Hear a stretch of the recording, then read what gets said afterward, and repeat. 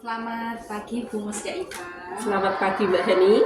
Ya, mohon maaf nih Bu, ini saya mohon waktunya Bu Mus sebentar.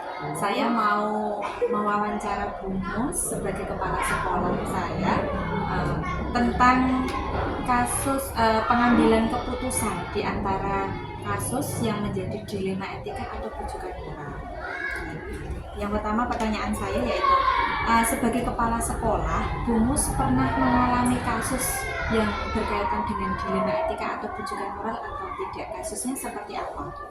Iya, saya yang sering saya alami itu ketika saya menjadi guru sampai menjadi kepala sekolah itu rata-rata itu ketika seorang guru waktunya untuk mengajar harusnya sudah masuk ke kelas tapi masih di kantor pada jagung sama teman-temannya.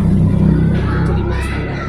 Betul Ibu. Iya. Jadi dilemanya antara mau mengingatkan tapi Iya. tidak enak gitu ya Bu. Mengingatkan tidak enak karena beliau-beliau kan dulu teman saya dan sekarang saya menjadi kepala sekolah saya. Jadi untuk mengingatkan itu kata orang Jawa itu masih ada rasa ewuh-ewuhnya. Nah, selama ini Bu Mus itu biasanya bisa mengidentifikasi itu termasuk dilema etika atau rujukan moral itu bagaimana? Ya gini dulu. Karena kalau di dalam peraturan kalau untuk jadwal mengajar andikan itu jam 7 sudah masuk ruangan, tapi ternyata beliau-beliau masih belum masuk ruangan, sehingga anak-anak kan tidak ada dalam pengawasan gurunya, sehingga anak-anak geger dan menarik guru untuk masuk. Itu dilema etika yang saya alami. Selama ini bagaimana Bu Mus menjalankan pengambilan keputusan di sekolah, terutama untuk kasus-kasus di mana ada dua kepentingan yang sama-sama benar, seperti tadi ya Bu, yang sama-sama mengandung nilai kebajikan. Jadi sama-sama benar seperti tadi, sebagai teman kan kita pernah berteman kan kadang saling mengingatkan. Tetapi sebagai kepala sekolah sudah seharusnya mengingatkan jam mengajar yang seperti tadi kan sama-sama benar ya Bu. Itu bagaimana Bu dengan menjalankannya? Jadi ya saya kalau dulu menjadi seorang teman itu memang ada rasa pekeuhnya ketika menjadi kepala sekolah. Jadi akhirnya saya membuat keputusan yaitu marilah kita bersama-sama untuk mengatasi masalah seperti ini. Kita akan melakukan koordinasi dengan guru-guru, yaitu dengan diskusi bersama atau berembuk bersama kembali bagaimana sebaiknya untuk masalah jadwal jam mengajarnya, apakah nanti diputuskan diundur jamnya sampai jam berapa. Kalau sesuai keputusan jam 7 ya hanya jam 7, kalau tidak memungkinkan untuk jam 7 masuk ya monggo kita rembuk bersama. Jadi intinya kita berembuk bersama sebaiknya bagaimana supaya jam yang sudah tertera di jadwal tersebut dilakukan oleh guru-guru supaya anak-anak waktu belajarnya tercukupi. Gitu. Berarti intinya memang komunikasi ya Bu ya? Komunikasi ya. Oke. Langkah-langkah atau prosedur yang biasa dilakukan setelah mungkin berembuk tadi dia dalam rapat atau diskusi. Nah itu setelah itu apa Bu langkah-langkahnya? Langkah-langkahnya yaitu saya akan memantau guru ketika jam pelajaran sudah dimulai, apakah guru tersebut ada perubahan setelah ada putusan bersama tersebut. Itu langkah saya untuk memantau guru itu, karena sudah putusan kan memang harus dilaksanakan. Kalau masih ada seperti itu ya nanti akan saya panggil secara pribadi. Bagaimana maunya yang terbaik bagaimana seperti itu.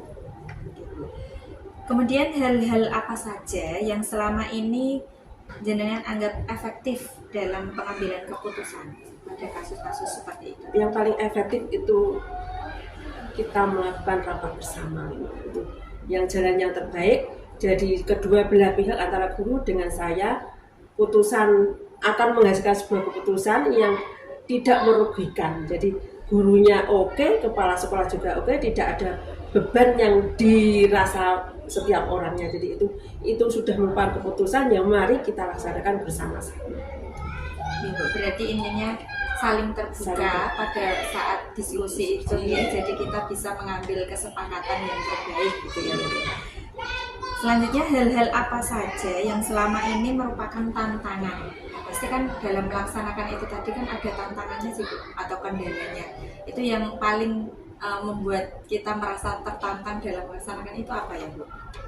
Gimana? Tantangannya apa ya?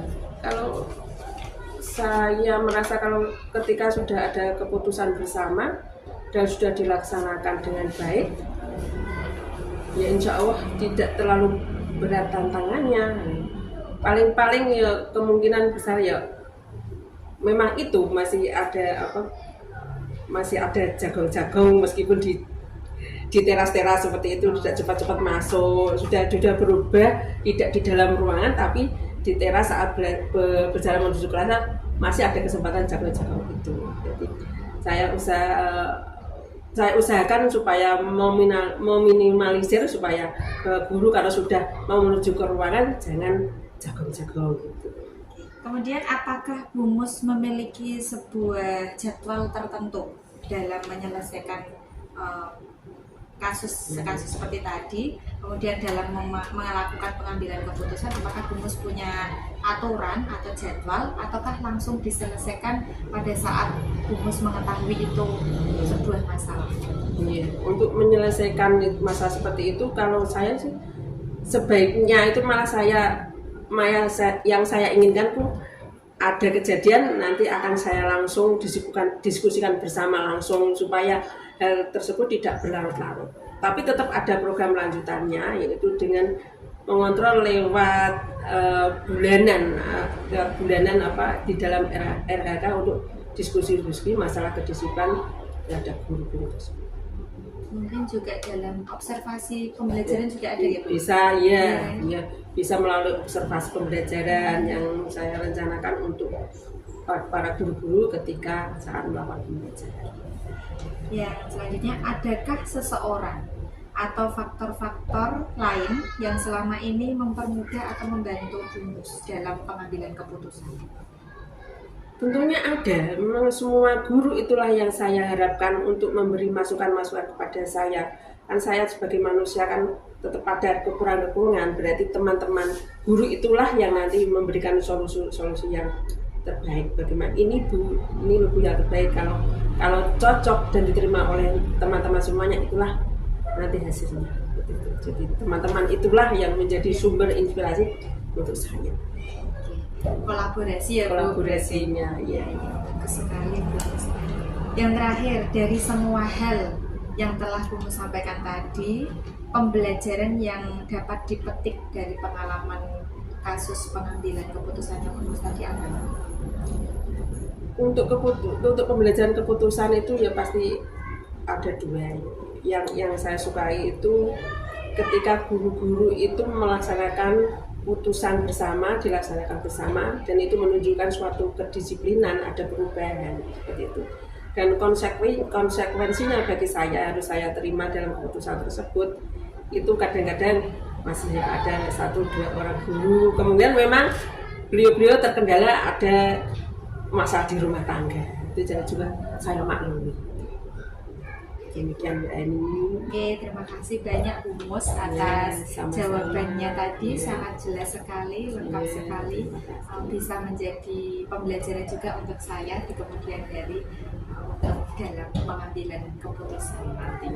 Terima kasih BUMUS sekali lagi. Sama-sama Mbak Eni, sukses untuk kedepannya.